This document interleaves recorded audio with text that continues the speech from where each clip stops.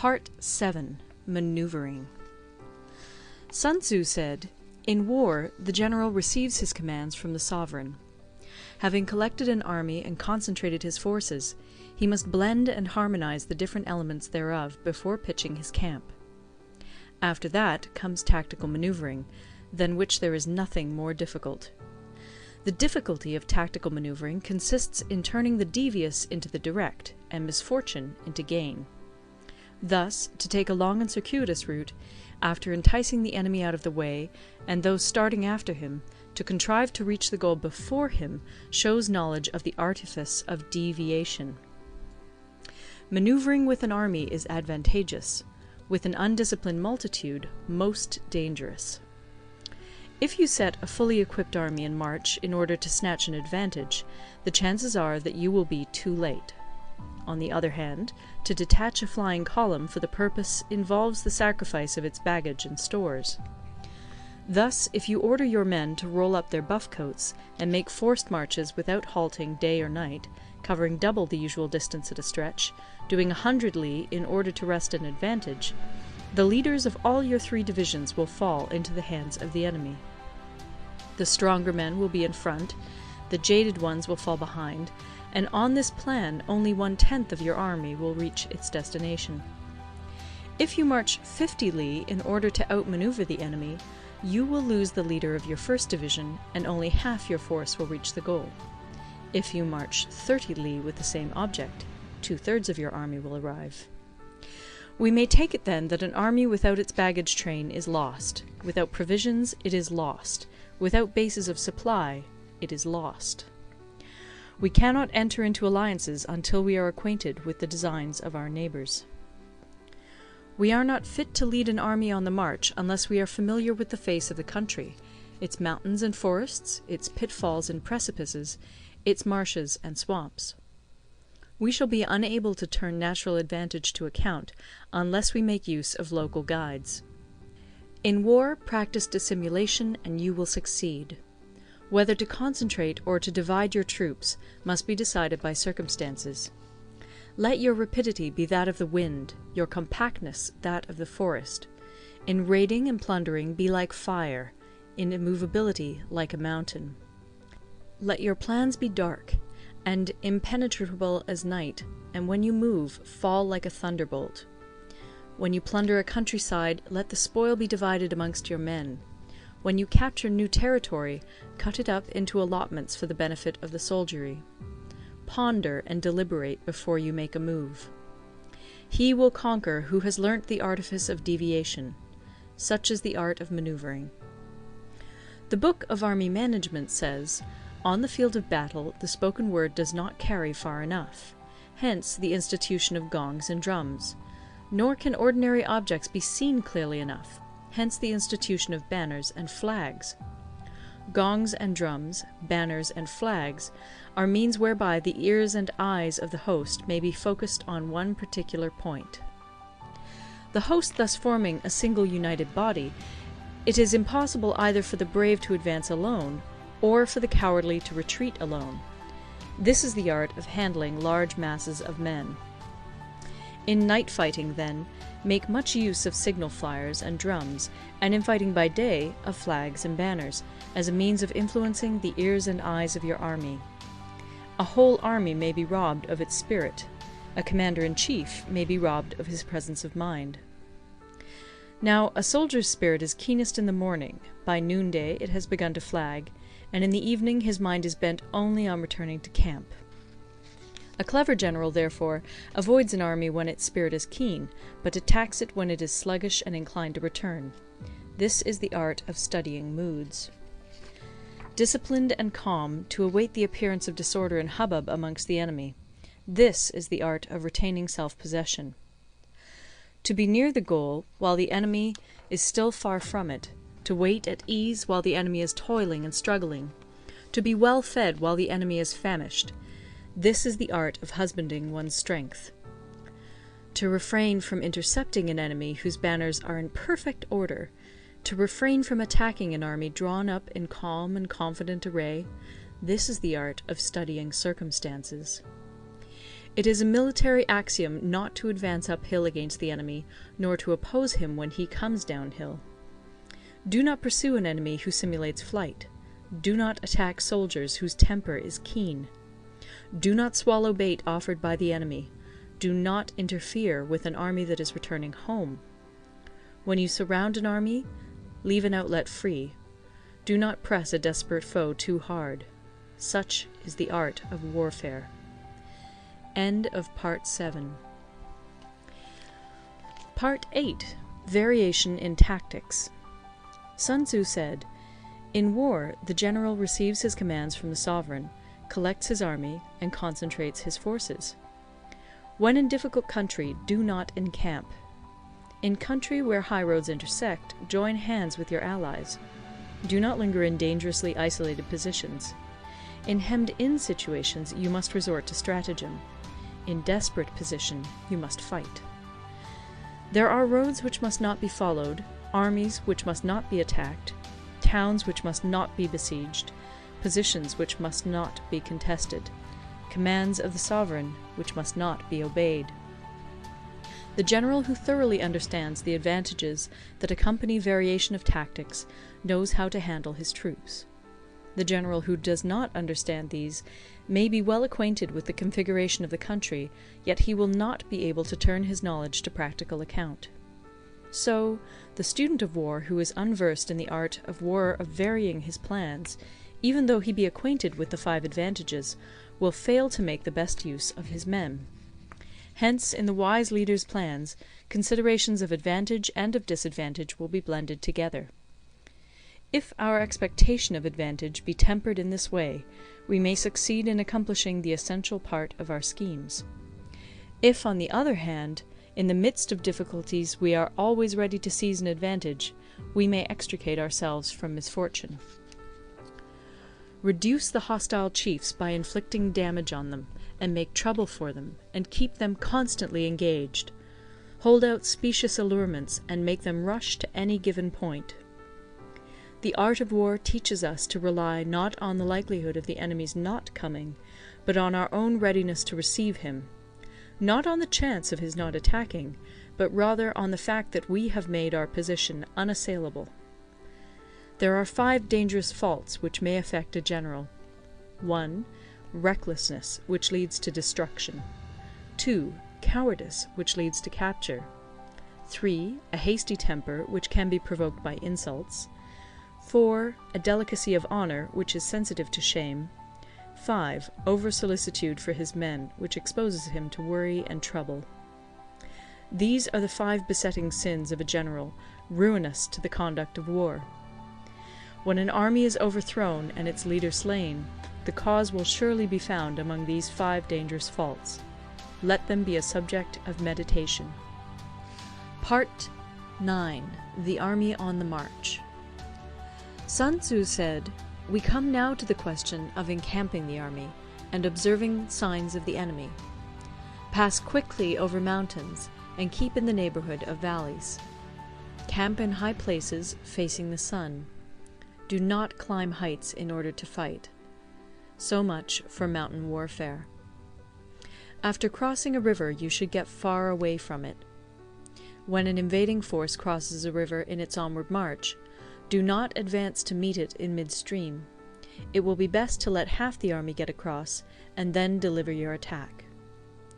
If you are anxious to fight, you should not go to meet the invader near a river which he has to cross. Moor your craft higher up than the enemy, and facing the sun. Do not move upstream to meet the enemy. So much for river warfare. In crossing salt marshes, your sole concern should be to get over them quickly, without any delay. If forced to fight in a salt marsh, you should have water and grass near you, and get your back to a clump of trees. So much for operations in salt marshes. In dry, level country, take up an easily accessible position with rising ground to your right and on your rear, so that the danger may be in front and safety lie behind. So much for campaigning in flat country. These are the 4 useful branches of military knowledge which enabled the Yellow Emperor to vanquish 4 several sovereigns. All armies prefer high ground to low, and sunny places to dark. If you are careful of your men and camp on hard ground, the army will be free from disease of every kind, and this will spell victory. When you come to a hill or a bank, occupy the sunny side, with the slope on your right rear. Thus you will at once act for the benefit of your soldiers, and utilize the natural advantages of the ground. When, in consequence of heavy rains up country, a river which you wish to ford is swollen and flecked with foam, you must wait until it subsides.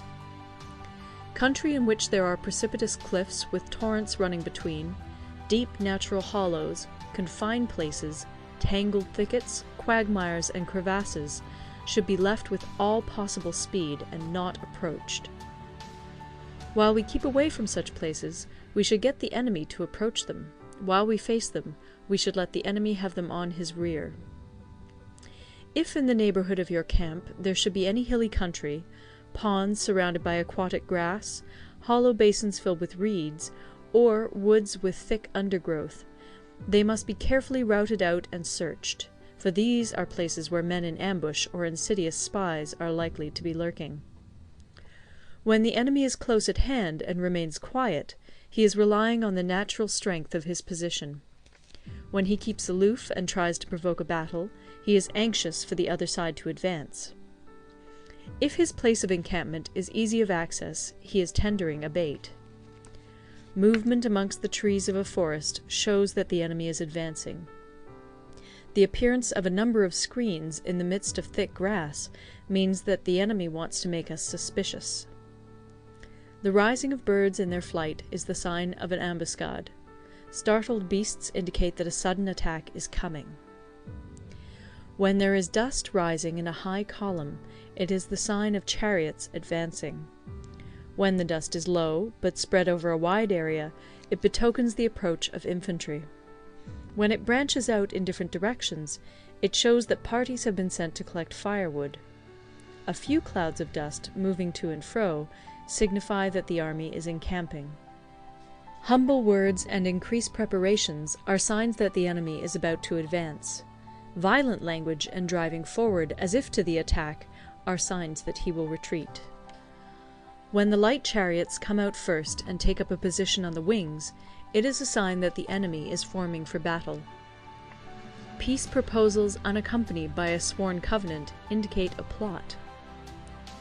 When there is much running about, and the soldiers fall into rank, it means that the critical moment has come. When some are seen advancing and some retreating, it is a lure. When the soldiers stand leaning on their spears, they are faint from want of food. If those who are sent to draw water begin by drinking themselves, the army is suffering from thirst. If the enemy sees an advantage to be gained and makes no effort to secure it, the soldiers are exhausted. If birds gather on any spot, it is unoccupied. Clamour by night betokens nervousness. If there is a disturbance in the camp, the general's authority is weak. If the banners and flags are shifted about, sedition is afoot. If the officers are angry, it means that the men are weary. When an army feeds its horses with grain and kills its cattle for food, and when the men do not hang their cooking pots over the campfires, showing that they will not return to their tents, you may know that they are determined to fight to the death. The sight of men whispering together in small knots, or speaking in subdued tones, points to disaffection amongst the rank and file. Too frequent rewards signify that the enemy is at the end of his resources. Too many punishments betray a condition of dire distress. To begin by bluster, but afterwards to take fright at the enemy's numbers, shows a supreme lack of intelligence. When envoys are sent with compliments in their mouths, it is a sign that the enemy wishes for a truce. If the enemy's troops march up angrily and remain facing ours for a long time without either joining battle or taking themselves off again, the situation is one that demands great vigilance and circumspection. If our troops are no more in number than the enemy, that is amply sufficient. It only means that no direct attack can be made. What we can do is simply to concentrate all our available strength, keep a close watch on the enemy, and obtain reinforcements. He who exercises no forethought, but makes light of his opponents, is sure to be captured by them. If soldiers are punished before they have grown attached to you, they will not prove submissive. And, unless submissive, they will be practically useless. If, when the soldiers have become attached to you, punishments are not enforced, they will still be useless. Therefore, soldiers must be treated in the first instance with humanity, but kept under control by means of iron discipline. This is a certain road to victory. If in training soldiers commands are habitually enforced, the army will be well disciplined. If not, its discipline will be bad. If a general shows confidence in his men, but always insists on his orders being obeyed, the gain will be mutual. End of Part 9. Part 10. Terrain. Sun Tzu said, we may distinguish 6 kinds of terrain, to wit, 1. Accessible ground, 2. Entangling ground, 3. Temporizing ground, 4. Narrow passes, 5. Precipitous heights, 6. Positions at a great distance from the enemy. Ground which can be freely traversed by both sides is called accessible. With regard to ground of this nature, be before the enemy in occupying the raised and sunny spots, and carefully guard your line of supplies. Then you will be able to fight with advantage. Ground which can be abandoned but is hard to reoccupy is called entangling. From a position of this sort, if the enemy is unprepared, you may sally forth and defeat him. But if the enemy is prepared for your coming, and you fail to defeat him, then, return being impossible, disaster will ensue. When the position is such that neither side will gain by making the first move, it is called temporizing ground. In a position of this sort, even though the enemy should offer us an attractive bait, it will be advisable not to stir forth, but rather to retreat, thus enticing the enemy in his turn. Then, when part of his army has come out, we may deliver our attack with advantage. With regard to narrow passes, if you can occupy them first, let them be strongly garrisoned and await the advent of the enemy. Should the army forestall you in occupying a pass, do not go after him if the pass is fully garrisoned, but only if it is weakly garrisoned. With regard to precipitous heights, if you are beforehand with your adversary, you should occupy the raised and sunny spots, and there wait for him to come up. If the enemy has occupied them before you, do not follow him, but retreat, and try to entice him away. If you are situated at a great distance from the enemy, and the strength of the two armies is equal, it is not easy to provoke a battle, and fighting will be to your disadvantage. These 6 are the principles connected with earth. The general who's attained a responsible post must be careful to study them. Now, an army is exposed to 6 several calamities, not arising from natural causes, but from faults for which the general is responsible. These are 1. Flight, 2. Insubordination, 3. Collapse, 4. Ruin, 5. Disorganization, 6. Rout. Other conditions being equal, if one force is hurled against another 10 times its size, the result will be the flight of the former. When the common soldiers are too strong and their officers too weak, the result is insubordination. When the officers are too strong and the common soldiers too weak, the result is collapse. When the higher officers are angry and insubordinate, and on meeting the enemy give battle on their own account from a feeling of resentment, before the commander-in-chief can tell whether or not he is in a position to fight, the result is ruin. When the general is weak and without authority, when his orders are not clear and distinct, when there are no fixed duties assigned to officers and men, and the ranks are formed in a slovenly, haphazard manner, the result is utter disorganization. When a general, unable to estimate the enemy's strength, allows an inferior force to engage a larger one, or hurls a weak detachment against a powerful one, and neglects to place picked soldiers in the front rank, the result must be rout. These are 6 ways of courting defeat, which must be carefully noted by the general who has attained a responsible post. The natural formation of the country is the soldier's best ally, but a power of estimating the adversary, of controlling the forces of victory, and of shrewdly calculating difficulties, dangers, and distances, constitutes the test of a great general. He who knows these things, and in fighting puts his knowledge into practice, will win his battles. He who knows them not, nor practices them, will surely be defeated. If fighting is sure to result in victory, then you must fight, even though the ruler forbid it. If fighting will not result in victory, then you must not fight even at the ruler's bidding. The general who advances without coveting fame, and retreats without fearing disgrace, whose only thought is to protect his country and do good service for his sovereign, is the jewel of the kingdom. Regard your soldiers as your children, and they will follow you into the deepest valleys. Look upon them as your own beloved sons, and they will stand by you even unto death. If, however, you are indulgent, but unable to make your authority felt, kind-hearted, but unable to enforce your commands, and incapable, moreover, of quelling disorder, then your soldiers must be likened to spoilt children. They are useless for any practical purpose.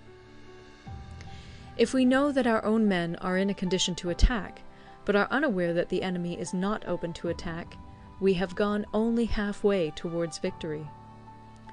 If we know that the enemy is open to attack, but are unaware that our own men are not in a condition to attack, we have gone only halfway towards victory.